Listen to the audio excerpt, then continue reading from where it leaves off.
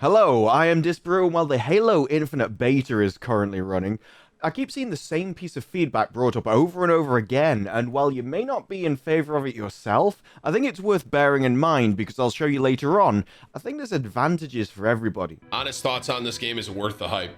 It feels like Halo, it plays like Halo. I'm excited for the ranked mode. Obviously, this is just Slayer 4v4. In the time that I've been playing this though, I am ready to go play Warzone. That's what I would say. Yeah.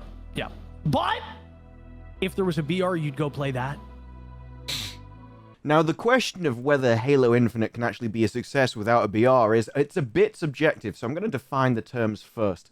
The first one is that, of course, Halo will be a success. It's got fans from console, it's got a hardcore player base that will play it for years and years, whatever, and this proves it, right? The drop over the last 6 months is really negligible. It's maintained a steady player base, especially with a game this old. It just shows that whatever happens, the game's not going to die. It's going to have a player base. A lot of people just love Halo, they love playing Halo, they keep playing Halo. So if that's your definition of success, that's what it will be. You'll always be able to find games. We know that for sure. If that's all you're after, if you just want games, that's it. But it's not exactly what I'm talking about. When I say success in this, I really do mean sort of hanging with the big boys, sort of the top two lines on Twitch, so to speak. So you got Fortnite, BR, Apex, BR, Valorant, obviously not, arena shooter, there's definitely space for them, Warzone, another BR, then we get to Battlegrounds, another BR, and then Rainbow Six Siege. But as you can see, Rainbow Six Siege actually lags a lot behind the rest. It's Valorant is the main one that keeps up with the pack. And while Halo Infinite is on this page, while I'm recording this, matchmaking isn't on, so I wouldn't count this in any way, shape, or form for this video. But I think one thing this does show is if you want longevity, BRs are the way forward. Everything feels very Halo-ish, and yeah, 3 weeks after launch, not going to be much momentum unless they have a battle royale attached to the game. It's like Valorant is a standout success, but it's Riot Games. They have a lot of stuff. They have a huge player base from other games to drag into it. But Halo, it's mainly an Xbox game. It doesn't have that big a name on PC. And so, as it's not even on PlayStation at all, if you really want a huge player base, you're going to have to appeal to the PC players as well. And that means you're going to need something to stand out from the crowd, and it might mean you need something a bit more than just Valorant. Just something a bit more than an arena shooter. And it's not like Halo hasn't thought of this. This isn't out of the realms of possibility. We have this from them back in the day, where Jeff Keighley back in February tweeted out just screenshots of Halo Infinite, and they said only the hottest of drops, and this video, it's very BR-like, very, very BR drop-like, even including the language is something you would expect from a BR, so they've hinted at it. And then we had the data miners themselves who found this in the data files. Battle Royale. And let's be honest, there's one driving force when it comes to a company, or at least there should be, and that's money. And we actually know how much money BRs make companies, and we know that from Warzone. Now, COD was always successful, but Warzone sent it into the stratosphere. It was the BR which really made it most of its success in recent years. As we can see here, in Q3 of 2020, they made $1.77 billion. 1.2 billion of microtransactions. Now, that isn't just Call of Duty, that's all of Activision and Blizzard, including World of Warcraft and everything else. All the games that they own in total only made $1.77 billion. But Warzone individually made 770 million out of that. So every single thing, including World of Warcraft and the Call of Duty multiplayer, made $1 billion combined. And then Warzone on its own was responsible for the 0.77. That's insane. It's nearly half of their revenue was made from the BR. And the rest of Activision Blizzard is massive. All of their IPs are massive.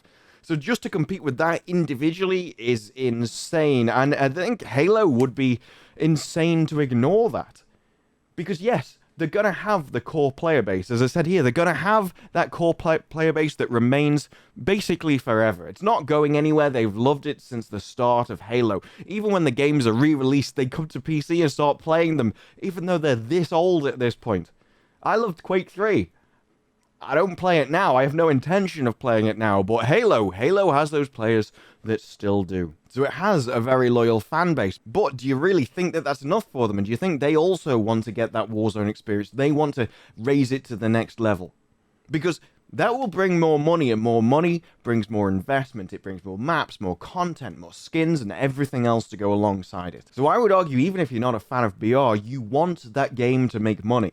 Because more money means more content for you. If you just want to play the multiplayer, if you want more maps, more content, and everything else, you want Halo itself to make as much money as possible. Because it means they're going to do more investment. Or at least if they're sensible, they should. But they've also got to make money in the long term. And that is where arena shooters can really fall down. You see, I used to play Quake 3 for years, but one of the reasons why I did, it was the amount of mods that were available, the amount of maps and total conversions and everything else you could do. That kept the variety high, because I could play anything. I could play a different map every day and never run out of maps, because that's how many were being made. But we don't have that anymore, at least not at launch. And so things can get very old and very repetitive very quickly if you've only got the arena shooter. If they put a BR in the game, it would bring a larger player base. As long as the Halo player base, the people that have played Halo for years and years, enjoyed this.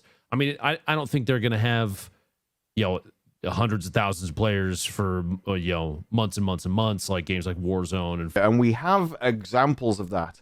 So if you're on about it, longevity, we actually have numbers for things, and we can see it from, at least on the PC side, through the Steam charts. You see, Counter-Strike is a bit of an exception. It's an arena shooter, but it's Valve, it's on Steam, it's in a league of its own. But PUBG is still going at 254,000. Apex Legends is still going at 200,000 concurrent players. But then after that, where are you going? You've got Team Fortress, that's already at half, and then you've got Tom Clancy, that's probably the first game which I wouldn't consider an exception, being a Valve game and all. So Tom Clancy down here at 78, less than half of the 2 BRs you've got. But you notice something missing from this list, and I'll keep scrolling because it's not anywhere. The game I'm referring to is Splitgate, the one that was a massive success. The one that literally has just earned $100 million in funding and valuing the company at $1.5 billion. The one that wants to be the next Riot Games. And yet, it's not anywhere in the list. It's not in the top 25. Why? Because the top 25 has 35,000 concurrent players, and Splitgate is all the way down at 13 now. And that dropped off pretty quickly. Just on the 2nd of August, we got up to 67 and 64,000 concurrents.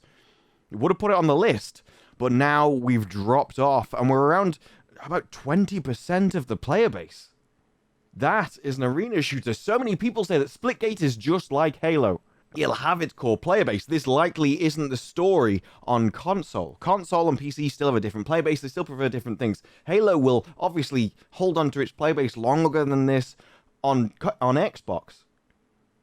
But again, it comes back to your definitions of success. If you want lobbies, of course, it'll be fine. There's no worry about that. Even in 5 years, it'll probably be fine just to load up and get around to 4v4 in.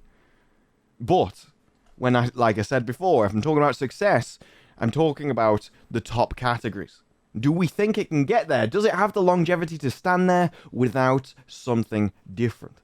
And this is where the BR happens. And that is why the feedback keeps coming in. That's why the opinions keep coming in. That's why when people say, I want a BR, it's not just them saying it because they want to stream it. BRs are different. They hold on to the population longer because each game is its own self-contained narrative, its own self-story that's told. When you enter an arena, every match kind of feels the same. What you're doing there is competing for the top of the scoreboard. But that's not enough for a lot of people. They prefer the story, the narrative that's told in a BR. And not only is it great to stream and great to watch, that actually holds the player base.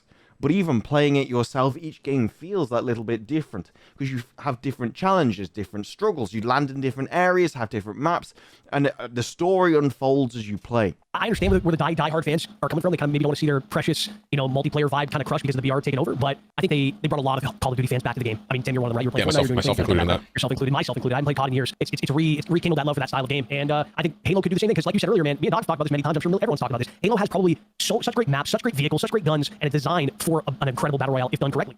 I agree. Halo 5 is not the best Halo. I'm sick and tired of seeing these people in the chat typing that. Now, obviously, BRs aren't the only way to do this. If you look at Battlefield, they're coming out with Hazard Zone, which, although it's not been officially announced, all of the rumors are going to say that Hazard Zone will essentially be a free-to-play version of something like Escape from Tarkov or Hunt Showdown, which I think will be awesome. I would love that. But I do think that you need some kind of extra mode, something that's different, something that can hook people, that they can play for the long term. Something which has that narrative structure to it that arenas just don't. I come from an arena shooter background. Obviously, they have a population. Obviously, they can be a success.